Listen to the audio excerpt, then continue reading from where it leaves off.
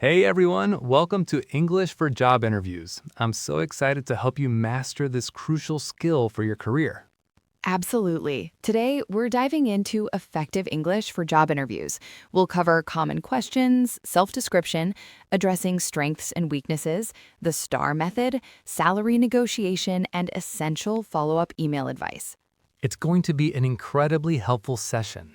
All right, let's dive right into some of the most common questions you'll encounter in an English job interview. The first one, and often the trickiest, is tell me about yourself. It's not an invitation to share your life story, is it? Precisely. It's a professional summary, really. Think of it as your elevator pitch.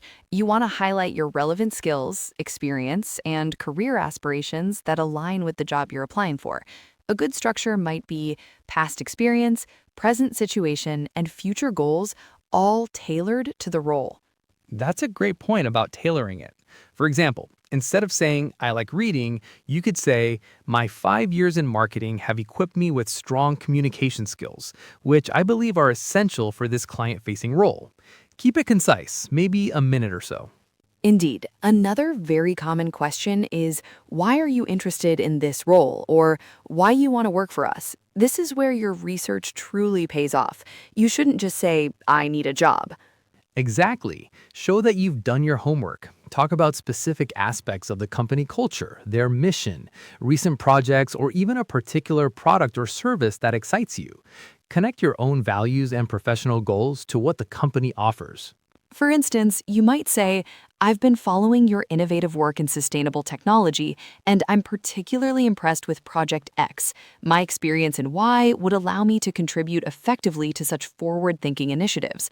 This demonstrates genuine interest and foresight. Okay, so moving on from describing yourself, let's tackle two questions that almost always come up. What are your greatest strengths and what are your weaknesses? For strengths, it's not enough to just list them. You really need to back them up with examples. Precisely. When an interviewer asks about your strengths, they're looking for evidence, not just adjectives. So instead of simply saying, my greatest strength is problem solving, elaborate. You could say, my greatest strength is problem solving. For instance, in my last role, we faced a challenge with declining customer satisfaction. I took the initiative to analyze feedback, identified a key issue in our service process, and proposed a new training module, which improved satisfaction by 15%. That's a fantastic example. It clearly shows how you applied the strength and what the positive outcome was. Now, weaknesses. This one can feel tricky, but it's an opportunity to show self awareness. Indeed. The key is to frame your weakness constructively. Never state a weakness that is crucial for the job, and always follow it up with what you're doing to improve it. For instance, instead of saying, I'm not very organized, you could say, sometimes I can be overly critical of my own work, which occasionally leads me to spend a little too much time on minor details.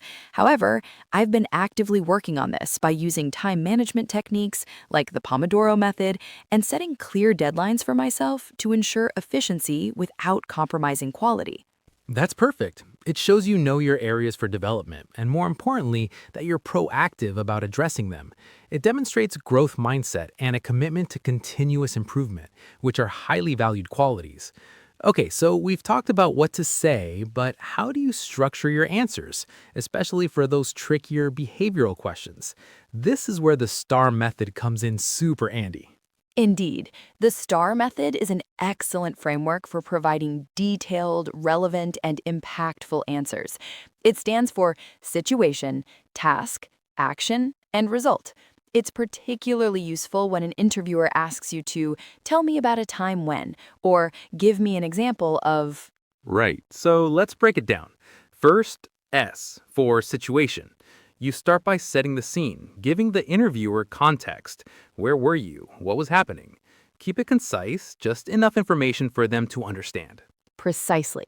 Next, T for task. Here, you describe your specific responsibility or goal within that situation.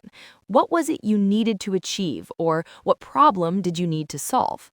Then comes A for action, and this is crucial. You explain the specific steps you took to address the situation or complete the task. Use I statements, not we, to highlight your personal contribution. What did you do? How did you do it? And finally, R for result. This is where you talk about the outcome of your actions. What was the positive result? Did you achieve your goal? What did you learn? Quantify your results if possible, using numbers or percentages to demonstrate impact. Exactly. Using STAR ensures your answers are clear, comprehensive, and demonstrate your skills and experience effectively. It really helps you tell a compelling story about your abilities. All right, let's talk about something many people find a bit daunting: salary negotiations. It's a crucial part of the job offer process, and having the right English phrases can make all the difference. Indeed. The first rule before you even enter a discussion is research. You need to know the market rate for the position you're applying for in your specific location and with your level of experience. Websites like Glassdoor or LinkedIn can be very helpful for this. Absolutely. Knowing your worth empowers you. When they ask about your salary expectations, you don't want to undersell yourself. Instead of giving a single number, it's often better to provide a range. You could say, my salary expectations are in the range of X to Y based on my experience and industry standards. That's a good tip. And if they ask about your current salary, you might respond with something like, while I'm happy to discuss compensation, my focus right now is on finding a role where my skills can truly contribute, and I'm looking for a package commensurate with the responsibilities of this role. It keeps the focus forward. When you receive an offer, if it's not quite what you hoped for, you can negotiate respectfully. Phrases like, thank you so much for the offer. I'm very excited about this opportunity.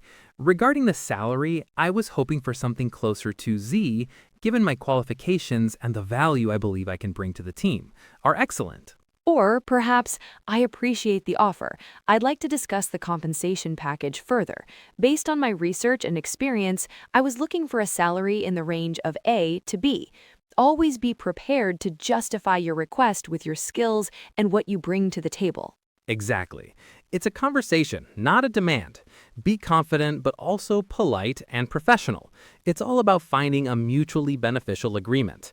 Remember, the worst they can say is no, but often there's room for movement. Okay, so you've nailed the interview. Fantastic. What's next? Don't just sit there and wait. A crucial step that many people overlook is sending a professional follow-up email. It's your last chance to make a strong impression and show your keen interest. Absolutely. And timing is quite important here. Ideally, you want to send this email within 24 hours of your interview. Any later, and the impact might lessen as the interviewer will likely have spoken to other candidates. Exactly. So what should we include in this email? First off, always start with a polite thank you. Thank them for their time and for the opportunity to learn more about the role. Make it specific to the conversation you had. Indeed, mentioning something particular you discussed during the interview can be very effective. It shows you were engaged and listening carefully. Perhaps refer to a specific project, a challenge they mentioned, or a unique aspect of the company culture. Yes, like I especially enjoyed learning about Project X and how my experience and why could contribute. Then briefly reiterate your enthusiasm for the position and why you believe you're a great fit. Don't write a whole novel, just a concise reminder of your key qualifications.